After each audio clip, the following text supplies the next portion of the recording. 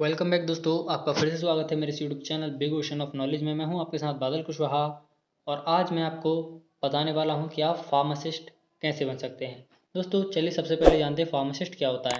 दोस्तों अगर आप सोच रहे हैं कि मैं मेडिकल फील्ड में अपना भविष्य बनाऊं या फ्यूचर आप मेडिकल फील्ड में प्लान कर रहे हैं, तो इसमें से आपकी एक फील्ड होती है फार्मेसी। इसमें आपने सुना होगा कि कोई फार्मेसी कर रहा है, कुछ इसके बारे में आपने सुना होगा, या जो भी मेडिकल स्टोर खोलते हैं उनके लिए फार्मेसी एक सब्जेक्ट या एक कोर्स होता है, जिसके बाद आप मेडिकल स्टोर खोल सकते हैं या फार्मासिस्ट बन सकते हैं, जो मेडिकल शॉप भी ओपन करते हैं, साथ साथ दवाइयाँ बनाते भी हैं। तो चलिए इसके बारे में जानते हैं। सबसे पहले आप कौन सा कोर्स करके ये फार्मेसी या फार्मासिस्ट बन सकते हैं उसके बारे में जान लेते हैं। दोस्तों इसके लिए आपको दो कोर्स मिलते हैं। पहला होता है डी फार्मेसी। दोस्तों डी फार्मर को डिप्लोमा इन फार्मेसी भी कहते हैं। यह 2 वर्ष का डिप्लोमा होता है, जिसमें आप भारत में फार्मासिस्ट बनने के लिए सबसे न्यूनतम योग्यता जो है आपकी बी फार्मर या फार्मासिस्ट होती है। लेकिन आप यदि डी फार्मा करने के बाद भी आप बी फार्मेसी कर सकते हैं। इसके लिए आपको बी फार्मा के सेकेंड ईयर में आपको एडमिशन दे दिया जाए, जिसे लेटरल एंट्री कहते हैं।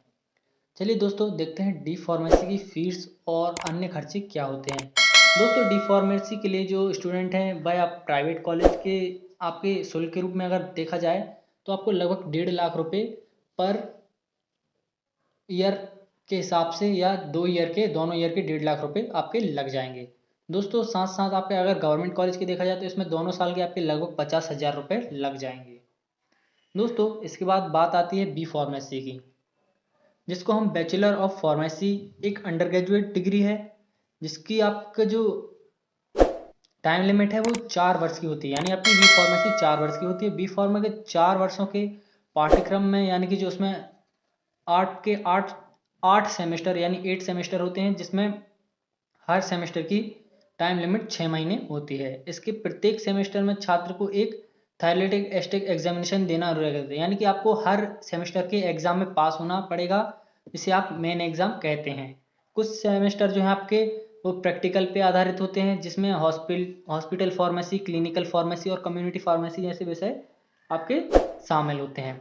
दोस्तों इस कोर्स को पूरा करने के पश्चात आपको बैचलर ऑफ फार्मेसी की डिग्री प्राप्त होती है। डिग्री प्राप्त करने के बाद आप फार्मासिस्ट की प्रैक्टिस आरंभ कर सकते हैं। दोस्तों चलिए इसकी फीस के बारे में जान लेते हैं।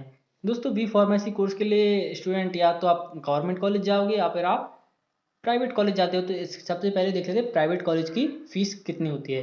दोस्तों इसकी प्राइवेट कॉलेज की फीस लगभग 2 से 4 लाख रुपए के बीच में आपकी होती है।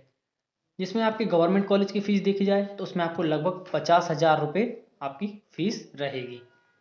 दोस्तों फार्मासिस्ट की भर्ती, इसके बारे में जान लेते हैं। इसके लिए आपको फार्मासिस्ट के लिए क्या क्या पाठ्यक्रम रहता है उसके बारे में जानते हैं। फार्मेसी से संबंधित पाठ्यक्रम के अंतर्गत छात्र डी फार्मर अथवा 4 वर्ष की बी फार्मा कोर्स कर सकते हैं।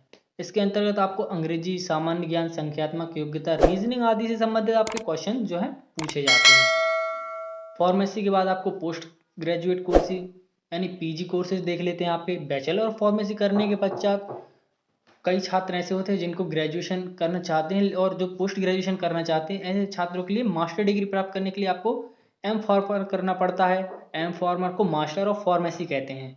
यह 2 वर्ष का पोस्ट ग्रेजुएट कोर्स होता है। पीजी कोर्स को करने के बाद आप किसी भी विशेष फील्ड में यानी स्पेशलिस्ट बन सकते हैं।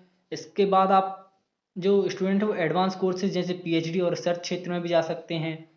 मास्टर ऑफ फार्मेसी करने के बाद आप लेक्चरर के रूप में भी अपना करियर बना सकते हैं। दोस्तों फार्मेसी के क्या क्या कार्य होते हैं।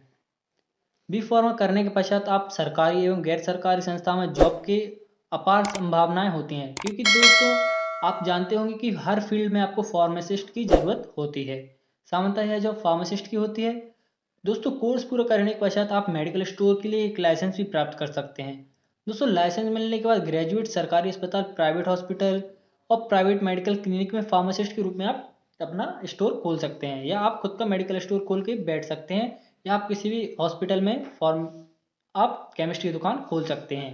इसके अतिरिक्त ग्रेजुएट छात्रों को अनेक फार्मास्यूटिकल कंपनियां ऑफर करती हैं। फार्मास्यूटिकल कंपनियां ग्रेजुएट में कई भागों जैसे manufacturing, packaging, quality control, marketing आदि में कार्य कर सकते हैं। इसके लिए लगभग प्रत्येक राज्य में सरकारी जॉब भी निकलती रहती हैं। सरकारी संस्थाओं में drug inspector, powder powders and ORS manufacturing units और स्टेट ऑन्ड टैबलेट्स आदि में जॉब आप प्राप्त कर सकते हैं। दोस्तों, फार्मासिस्ट का आपका सैलरी या वेतन कितना होता है? एक फार्मासिस्ट को निजी एवं सरकारी अस्पतालों में, दवा दुकानों, क्लिनिक और नर्सिंग होम में अच्छा वेतन मिलता है।